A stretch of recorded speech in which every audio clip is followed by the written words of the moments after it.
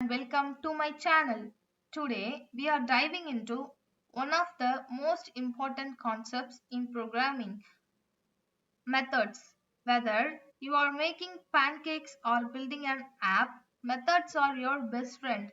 They help us organize our code, make it reusable, and most importantly, make our lives easier. So let's get started. Okay, what is method? Methods are like recipes. Imagine you have a pancake recipe, and every time you want to make pancake, instead of remembering all the steps, you just follow the recipe. Methods work in the same way in programming. They are blocks of code designed to perform a specific task, and you can call them whenever you need to repeat the task. In other words, methods make your code more efficient and reusable. Now let's break down how methods look in code. The structure of the method is pretty straightforward. Think of it like this. The return type is what your method will give you back, like a reward for finishing a task. The method name is like the name of the task, and the parameters are the ingredient you need to complete the task. Here's a fun example. I told you, if you wanted to make pancakes, you would have a method called pancake. Make pancakes. Here's the method name called make pancakes. And the parameter could be the number of pancakes you want. Parameter could be the number of pancakes you want. If I want 10 pancakes, means here I put 10 pancakes. So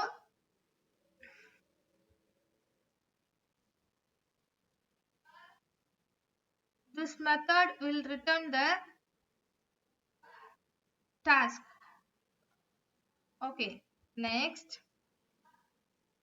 Method can also return something to you. For example, you ask the method to add two numbers. You would want it to give you the result back. Let's look at an example for this. When you call add numbers A as 3 and B as 4. Okay, wait. Here A as 3 and B as 4. What it returns? A plus B means it returns 7. Simple, right? No? Think of it ordering something online and getting your package delivered. The result is the delivery. I hope you understand this. Okay. For next, returning a string. Methods can also return text. Like if you wanted to greet someone, let's make it fun. We are creating a method to say hello in a personalized way. So I put a greet name as princess. Princess. Oh, sorry. It would return hello princess. It would return hello plus name princess. It would return hello princess.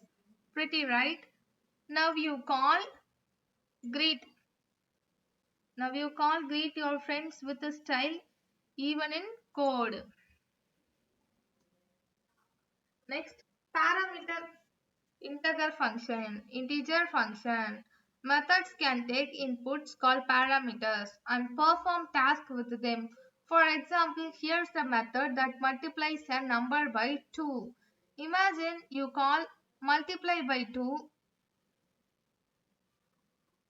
Here multiply by 2 is int number I give as 5. You will get 10. 5 into 2, 10. I like asking someone to double your money, but much more reliable. Here's your it is like double your money. In parameter string function, we can do the same thing with the text. For example, this method turns any word into uppercase letters. For this, we have to use two uppercase.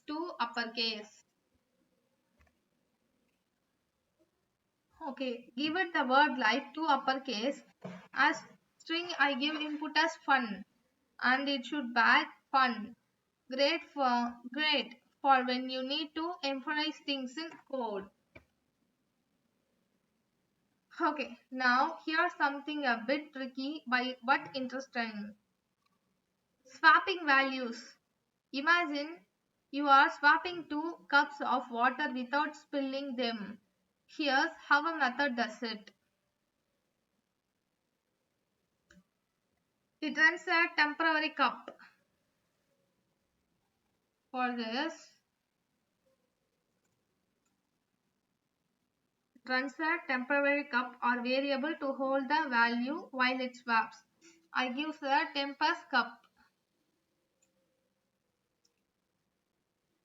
It swapped to others. In this example, the value of A and B are swapped successfully without making the spilling the water. A and B are swapped without spilling the cup of water. Okay. I give a temporary variable as cup to hold the values inside when it swaps to others. In this example, the value of A and B are swapped successfully without mixing them up. Okay, now let's see about scope. Scope defines where your variable exit and can be used in your program. Think of it like the rooms in your house. You can't see things in the kitchen when you are sitting in the living room, right? Let's break it down. First, method scope is like a secret only the method known. If you declare a variable inside a method, you can only use it within the method. Once you leave the method, the variable x disappears just like a magician's trick. Next, block scope. Block scope is similar, but it applies to code inside curly braces. If you declare a variable inside those braces, you can't use it outside. It's like having a key to the one room in the house. You can't take the keys to another room. Loop scope. Loop scope is like a bit like block scope, but it happens inside loops. Any variables declared inside a loop are only available in that loop. Once the loop finishes, the variable is gone proof. Next, shadowing. Here's a fun one, shadowing. Shadowing happens when a local variable hides or shadows a variable declared outside of it. For example, let int x equal to 20. It's a shadows of outer x. It's like two people with the same name in the same room. When you call one, only the closest to one answer.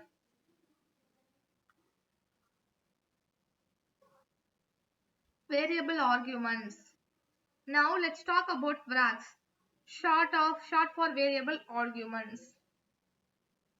This is super useful when you don't know how many values you will pass to a method.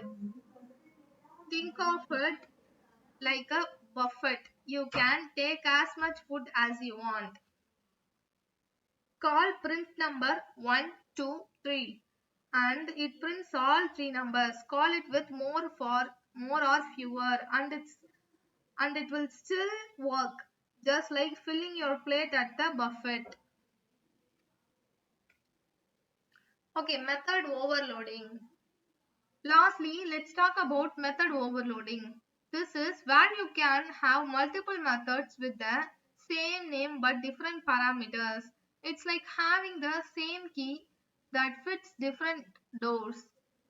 Depending on whether you pass a number or a string, it knows which door to open, call print,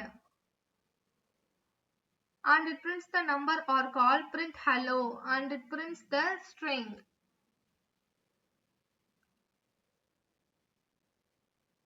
Okay, so that's a wrap on methods. There are super powerful tools in programming that make your code organized, reusable, and clean. For swapping variables to overloading methods, you are got a lot of control over how your program behaves. Thank you so much for watching. Don't forget to like, share, and subscribe for more fun and programming content. See you in the next video. Bye.